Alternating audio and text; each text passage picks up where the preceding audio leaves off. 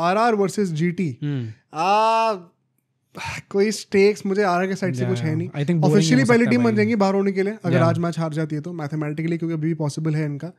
But Gujarat के लिए I think just to reaffirm, क्योंकि इनके सबसे कम मैचेस हुए हैं अभी, इनके 6 मैचेस अभी बचे हैं, तो वो रिदम लूज ना हो जाए, आपको जीतते रहना है। टॉप 2 आई थिंक एक बॉटल जॉब ही होगी अगर जीटी नहीं पहुंचती है तो कर पाई। और मतलब मैं यही कहूंगा कि भाई ये चीज़ सुनने में शायद अच्छी लगती है कि अभी तो आप बहुत सारे मैचेस बचे, but this is not always a good thing. हाँ, क्योंकि आरसीबी जैसी टीम्स है जिनने प्रॉपर, मुंबई भी ना हो एंड इवन आरसीबी, ये दोनों टीम्स है जो कि प्रॉपर वो प्रेशर बनाएंगे टॉप 2 में आने के लिए। गुजरात के पास इतने मैचेस बचे हुए हैं, हो सकता था कि भाई अभी तक, अब आप ऐसे भी ले सकते हो कि अभी मैचेस हो चुके होते हैं, हम लोग हार चुके होते हैं, क्या पता, तो अभी हमारे पास जीतने का मौका होगा।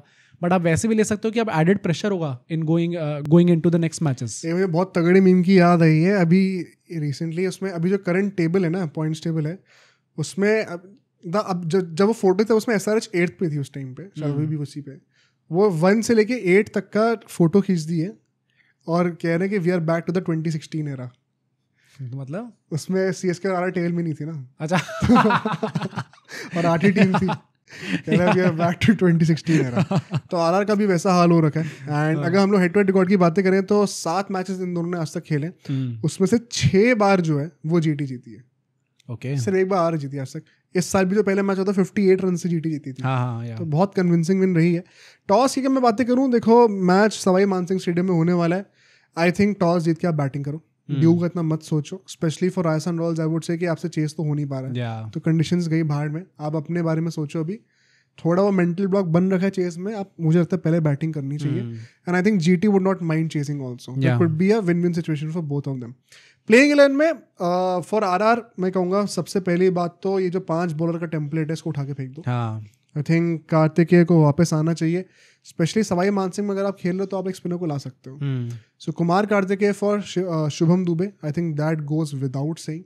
अगर आपको लग रहा है पिच में थोड़ा ड्यू फैक्टर भी है, थोड़ा पेसर्स को ज़्यादा असिस्ट करने वाली है फॉर सम रीजन, तो आप एक पेसर को ले आओ, आकाश मधवाल को ले आओ, वो बेचारे को यूज ही नहीं करा अभी तक। तो but there has to be a 6th bowling option, और थीक्षाना और फरूकी को भी दोबारा स्वैप करके दो।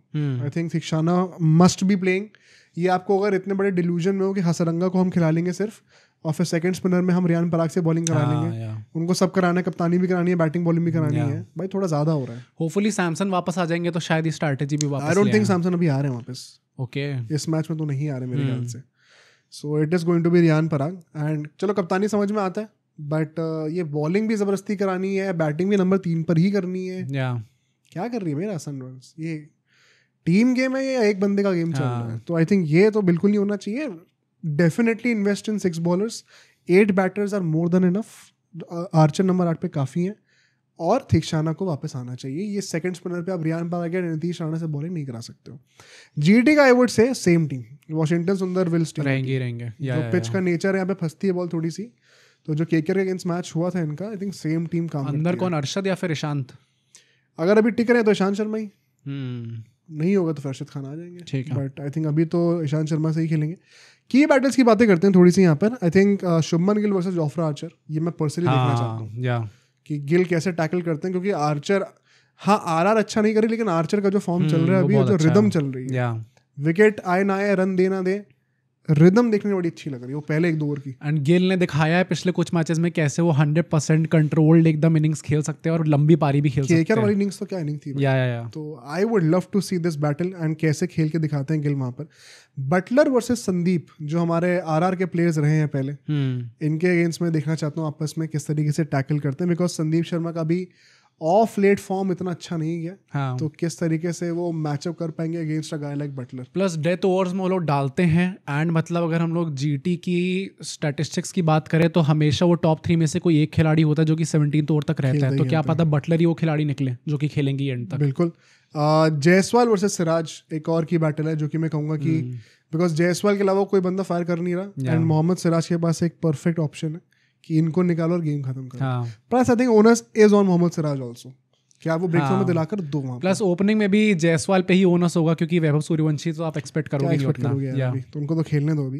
एंड लास्टली ध्रुव जुरेल का मैं नाम लूंगा, बिकॉज जिस तरीके से बैटिंग कर रहे हैं काफी क्वेश्चंस हैं उनके ऊपर, एंड बाय डिफॉल्ट उनका कंट्रीब्यूशन इसीलिए बड़ा इंपॉर्टेंट हो जाता है, बिकॉज डाउन द ऑर्डर अगर आप परफॉर्म नहीं कर रहे हो तो अभी रन रेट का प्रेशर हेटमायर वगैरह नहीं झेल पा रहे, तो Dhruv Jurel has to fire.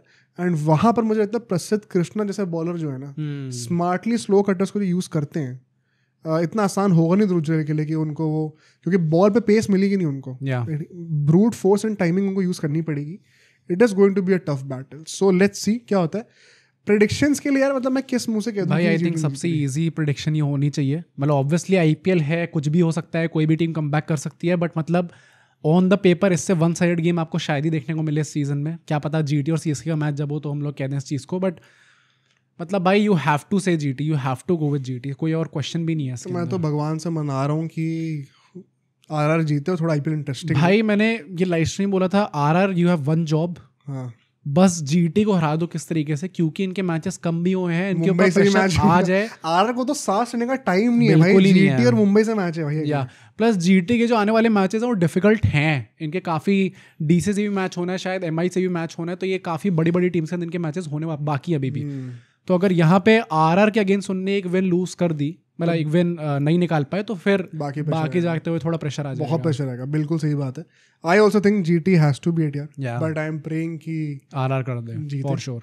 अब सोचो अगर एक क्लिप इतनी बढ़िया थी तो पूरा का पूरा पॉडकास्ट कितना बढ़िया होगा। तो अगर आपको इसी क्लिप का पूरा पॉडकास्ट देखना है तो यहाँ पे क्लिक करिए, और अगर आपको ऐसे ही और क्लिप्स बिंज वॉच करनी है तो यहाँ पे क्लिक करिए।